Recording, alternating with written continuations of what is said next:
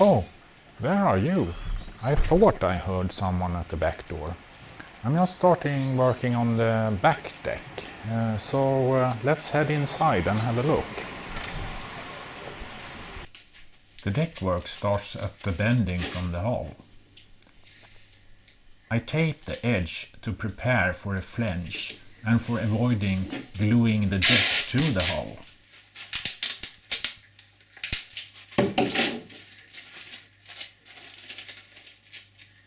To take the sharp end, I use two half-width strips, which I glue together. Using clamps to hold the other clamps, I can get pressure on the strips. You could also work with screws in the bulkheads, but clamps provide pressure at the exact spot and can be moved for the next layer of strips.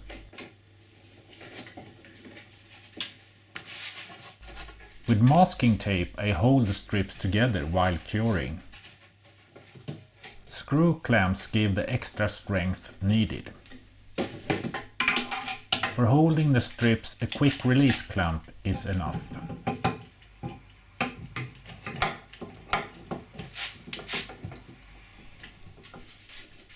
To match the two hull parts together, I make a template of the pattern. I make a flange in the same way as I did with the front hull.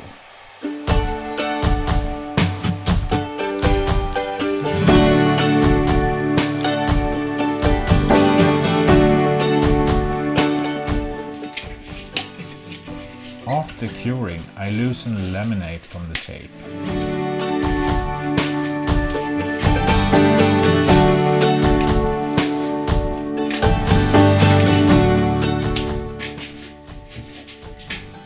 The fitting is almost too good.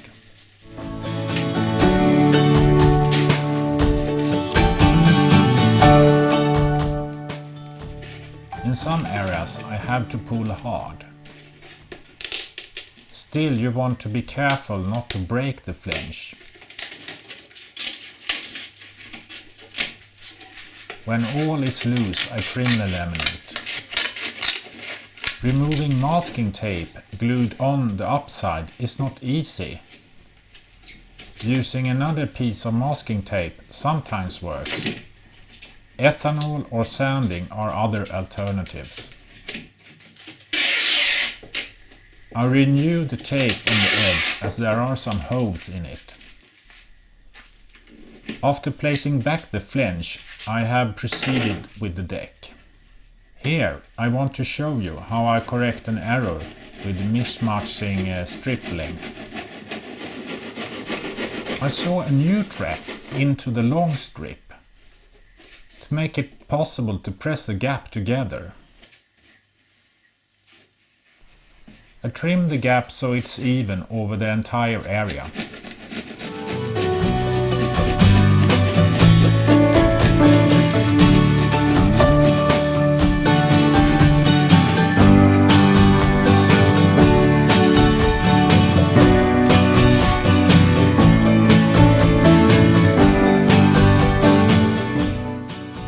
When all looks fine, I glue the gap together.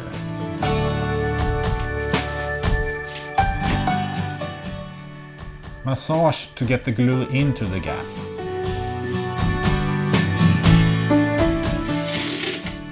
Limited pressure is needed so masking tape works fine.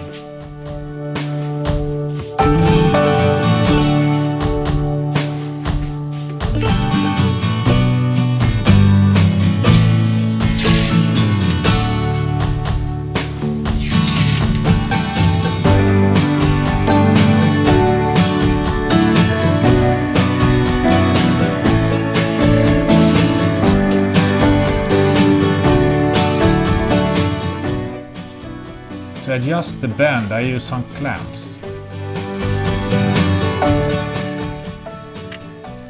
A quick look at the fitting of strips.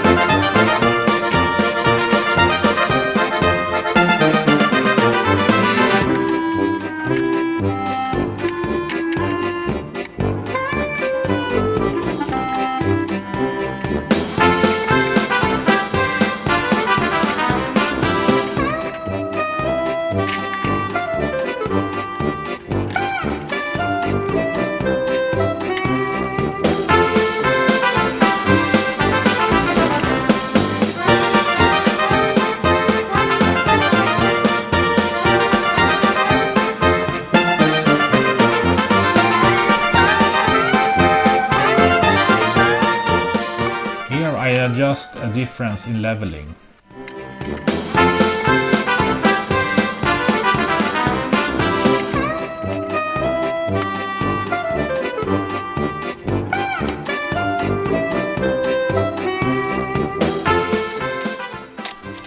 Cut-offs are helpful to put pressure on the strips.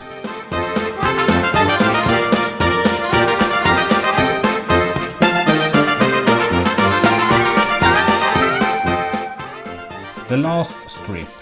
First I try to fit the veneer.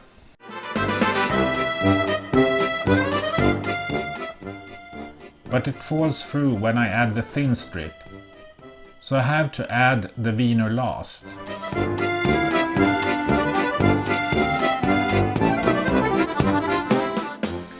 Notice the massive amount of rubber cords and clamps to get the bending I need.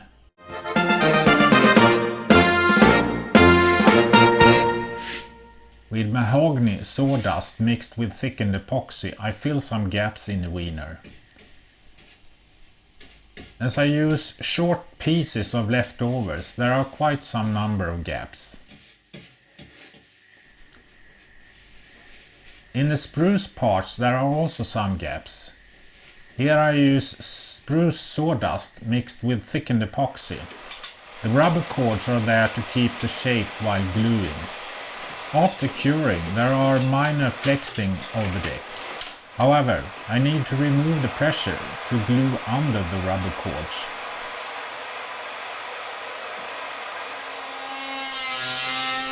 I cut out the opening for the cockpit with an oscillating saw.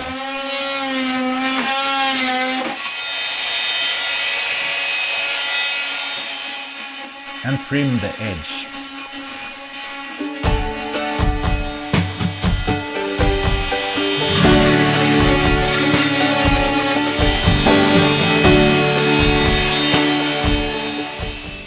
After curing, I can sand the deck.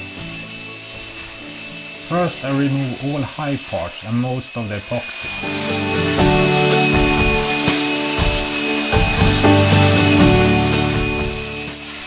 Then I can focus on leveling the surface with big strokes.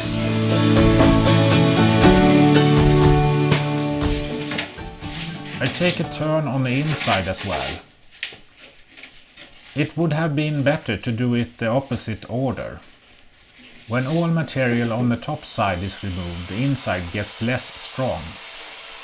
Also, the sanded surface is not as hard and resistant as the epoxy covered surface is. When done, I notice some blank gaps and need to fill them with mahogany makeup from the inside. The paint can is there to press down the deck, as it got a little bit low at that point. I use a lamp to see the gaps. To remove tracks from the coarse machine sanding, I sand with an 80 grit paper. With an 120 grit paper, I continue to prepare for pre-wetting. You can hear from the sound that it's getting filled with dust and need to be replaced. When I'm done sanding, I vacuum off all dust. Inside I pre-wet the hull to reduce air leaving the wood and epoxy leaving the laminate. Only a thin film is left on the surface. Now I want to show you the hatch work.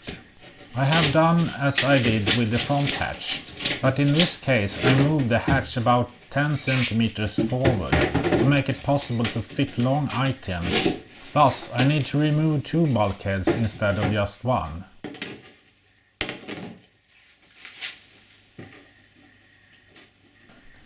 To get a 45 degrees angle down to the hatch support, I measured the height of the deck from the deck down to the hatch support.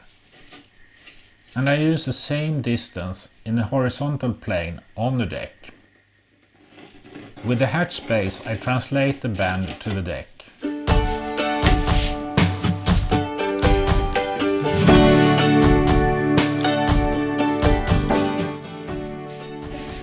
Now I can cut the opening.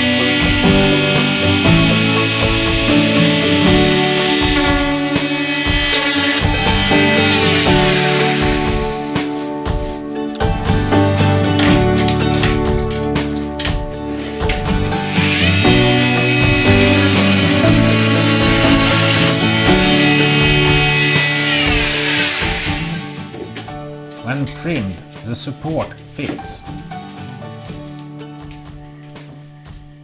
I glue on a small piece of strip.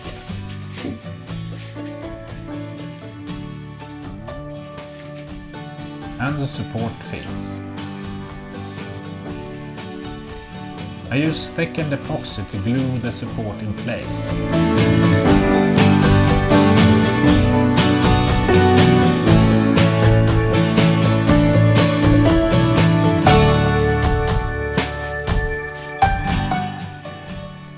With small clamps I hold it in place.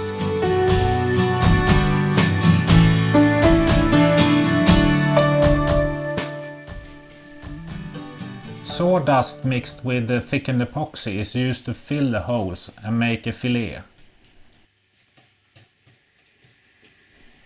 I try to get it in place to reduce need for sanding. A quick sanding with 120 grit paper to refresh the surface is all that is needed before cutting out the glass, needed for the lamination.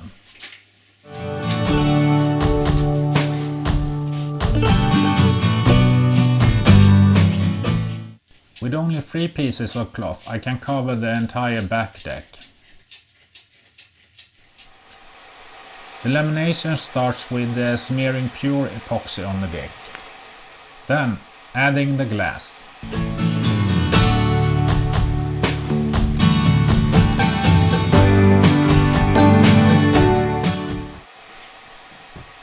Removing bubbles from the middle and outwards. The sides require more care. With rubber putty the air is removed.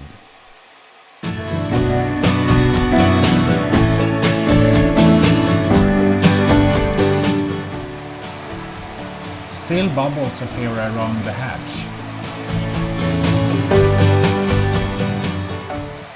More epoxy is added after about 4 hours of curing. Bubbles get another go. I find some on the deck as well. With a heater I raise the temperature to liquefy the curing epoxy again.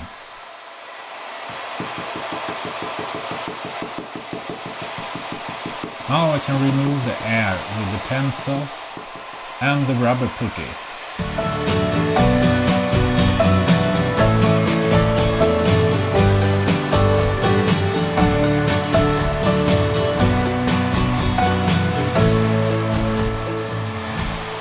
Also in other areas I find bubbles. If you try this yourself, be careful to time the interference, so you do not need to raise the temperature too much. High temperature will reduce the strength of the laminate. Within 4 hours I add a third layer of epoxy. Now I'm done. Thank you for watching.